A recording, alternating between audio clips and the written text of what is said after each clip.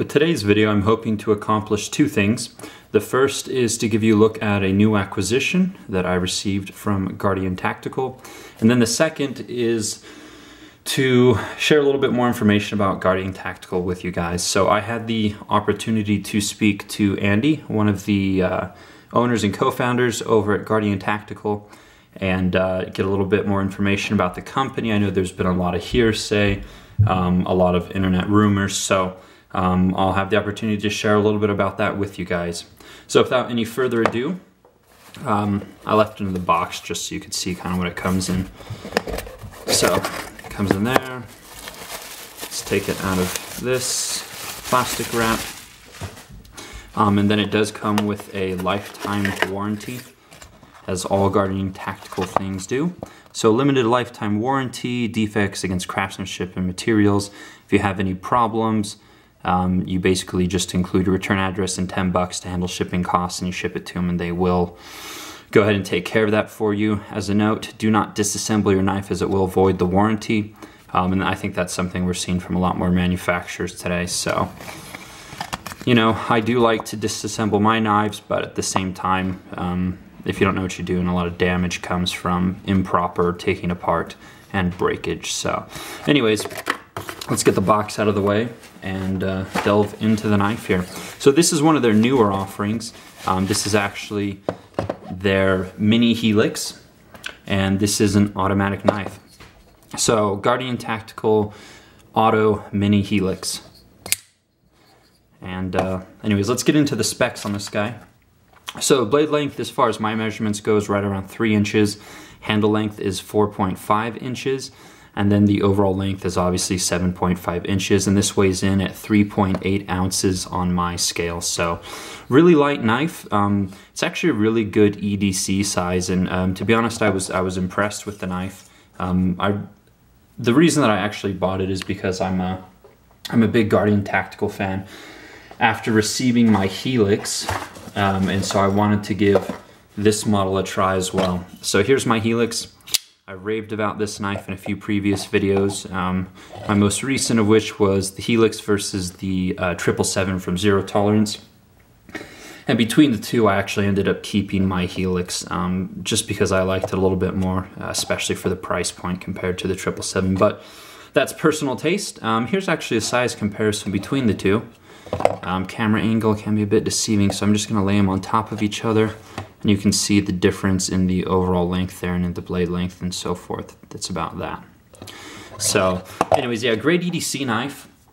Now, I know that a lot of people who, you know, might be interested in this knife, or who are just Guardian Tactical fans in general, the legality issues with automatic knives can be quite cumbersome depending on your city or county or state. Any one of those three might have some type of arbitrary legislation in place that prevents you from carrying an automatic knife. So not everyone can have it, but for those who can, it's actually really cool. So it's really ergonomic. You've got essentially four finger grooves here. You have 1, 2, 3, and then a small one here on the end. And so my extra large hand actually fits in here quite well. And it, again, it makes for a really good EDC size. There's actually well, as you can see, there's a finger choil as well, so you can choke up on the knife, get in for some fine detail work should you need to. Now the blade itself, or let's start with the handle. The handle is obviously aluminum. It's a hard anodized aluminum finish. You have a stainless steel pocket clip, and then the blade here, this really cool two-tone look is achieved using a KG gun coat. And the KG gun coat is really, really strong stuff, so even with use, you shouldn't see any damage to the black finish. And there are a few vids up on YouTube where guys are really taking their coated blades and chopping up some boxes and doing some heavy cutting, and the blade finish, it basically just smoothed out, but it didn't take any of the finish off. So my last automatic knife was actually the Spyderco Citadel. And I kept that one for a while, let it go months ago. Autos are cool, they're not necessary, but they're really cool, great for one-handed operation. This one has a nice strong spring, so fires pretty well. Not the hardest firing, but it fires very reliably, and it's very smooth. This is actually the first torsion spring automatic on ball bearings. There have been other automatics on bearings, but they did not use a torsion spring. So this is the first torsion on ball bearings, and these are ceramic ball bearings. So really smooth, really reliable opening. And then the thing that really impressed me was how sturdy and how rock solid this lockup is. It's, you know, to be cliche, it's really bank fault. I mean, this thing is absolutely rock solid. So, and I think that's achieved with the ball bearings. I mean, with the other automatics that I've owned and held, there's kind of a sweet spot between reliable opening with the spring system and having a nice solid lockup. And this one is able to achieve both, and I think that's in part, again, to the ball bearing, the ceramic ball bearing system uses 16 ceramic balls. So anyways, really nice to open and close, just fits well in the hand, great for, again, an EDC knife. I really like the design here on the blade. It's a cool design. Obviously this is all aesthetic here, but you know, gives the blade a nice, gives the knife a nice element of, you know, kind of takes away from the bland, just, you know, maybe satin blade with the black handle and so forth. So I like the contrast, I like the pattern. I think it adds a little bit to it.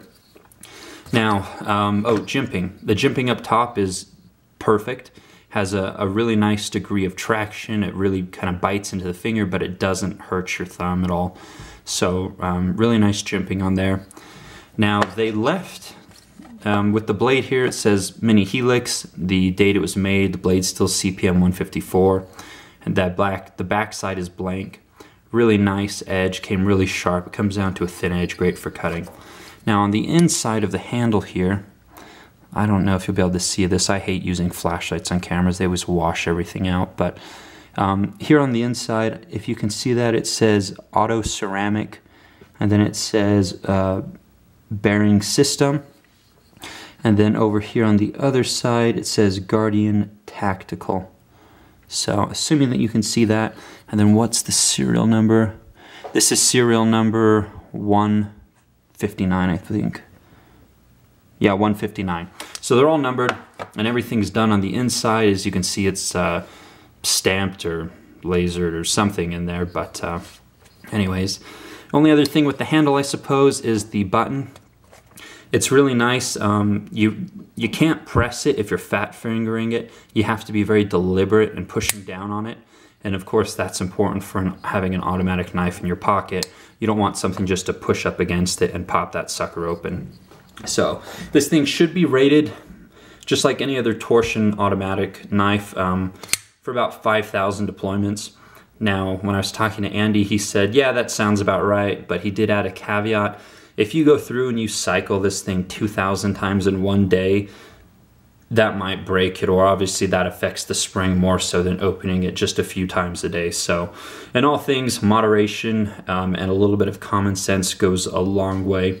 But if it does break for some reason, you ship it to them, include 10 bucks, they will fix it and ship it back. So anyways, I really like this knife. I think it's a great addition for me as far as an EDC knife goes. And you know, if I'm just not feeling the full glory of the tactical, of the Helix full-size tactical here, then that's a great option.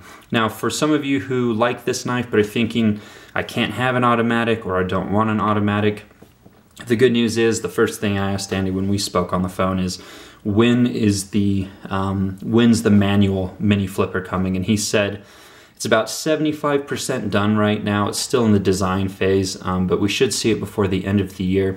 And it's going to be a slightly different blade profile. It's going to kind of be a mix of the Helix and the Patron to a degree. So still a little bit of a mystery, but I will definitely be getting one of those. So anyways, that's pretty much it on the knife. I think I touched on just about everything. I don't think you'll be disappointed by any means. Again, their quality is just absolutely exceptional. The fit, the finish, blade sharpness, the design. I really like everything that they're doing right now. One side note, it does have a small lanyard hole on the back here. If you like lanyards, it's not super big. You'll have to gut the 550 paracord to get it through, but if you like lanyards, you are set. And then obviously on the Helix, it just had the skull crusher's got a space there for a lanyard if you wanted one on this knife for some reason. So anyways, that's pretty much it on the Mini Auto Helix. If you get one, be sure to share your thoughts in the comments down below, kind of give guys an idea of maybe your likes or dislikes. I really have no dislikes, I have no qualms. The only thing that would make this better is essentially the carbon fiber version, which they do offer.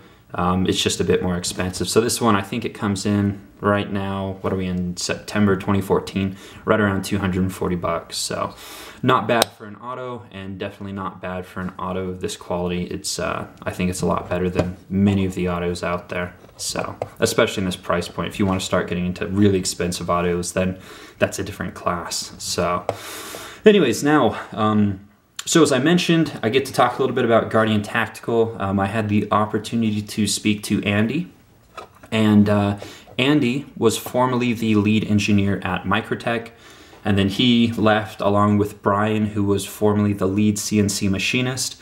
And Andy's background, I believe, is in, I think it's mechanical engineering. He has an engineering degree of some sort, hence being the lead engineer at such a prestigious company as Microtech.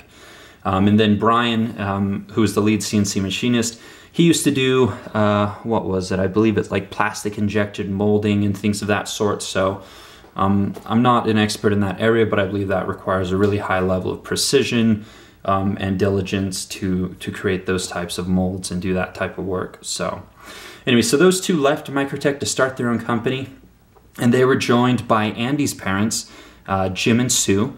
And Jim and Sue, they're retired, but they used to own a powdered metal company.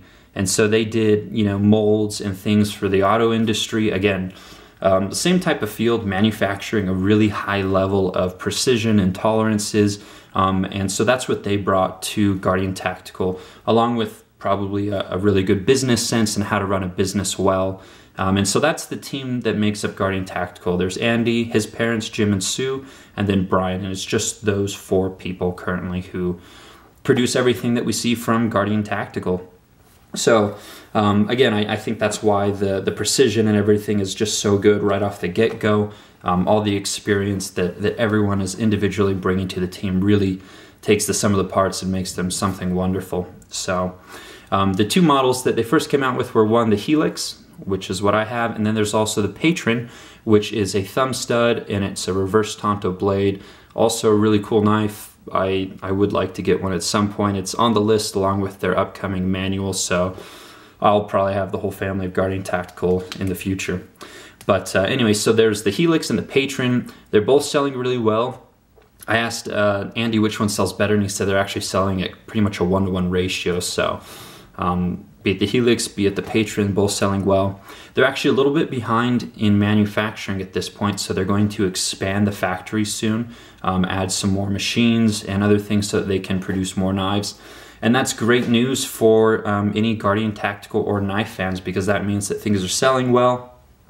People are very receptive to the knives that they're producing, and it means that they're going to be around for a while. You know, it's always a pity when you see a new company, a new restaurant come out, they do great things and business is slow and they have to shut down. So I'm really glad to hear that they're doing well and things are moving along. So anyhow, let's see what else. You know, their website, it's outdated essentially, even though it's a newer website.